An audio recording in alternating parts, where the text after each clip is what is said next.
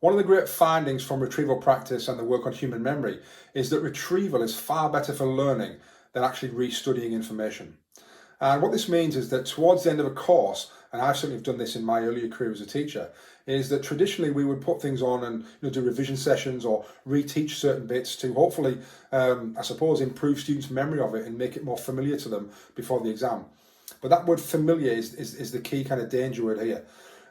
When we reread something or we have something read to us again that we recognise, we have what we call a false sense of fluency.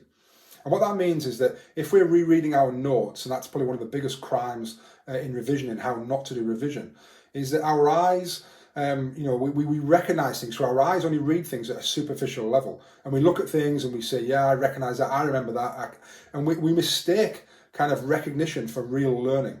Just because we feel familiar with it, we recognise it, we think, yeah, okay, that's fine, I know this.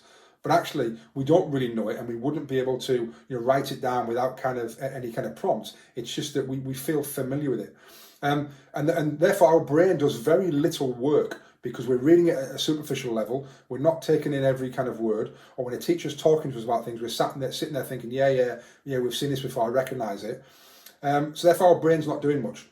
The difference when we actually have to retrieve information is that our brain does far much more work. And again, having your brain doing some work is the key here. And a great quote around that is that memory is the residue of thought.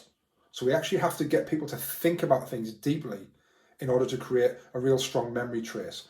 So what does that mean in the classroom? Well, it means that more testing and more quizzing is better than restudying it. So, the more you can do that frequently throughout the year means you don't have to do those revision sessions and those revisiting sessions at the end of the year. But even if you're going to, they're probably a waste of time. The hours that you put into that, revisiting things, students are probably just sitting there thinking, yeah, I recognise this, etc., and there's not much probably going on between their ears, as opposed to if they were actually having to retrieve information, think about something, do something with that information, and get their brain really, really working hard. So the big message here is, how can you get your students to really think hard about that information rather than just having that false sense of fluency and thinking, yeah, I recognise this, I remember this. And unfortunately, like I said, that's one of the biggest mistakes students can make when they mistake familiarity and remembering something as opposed to actual real learning.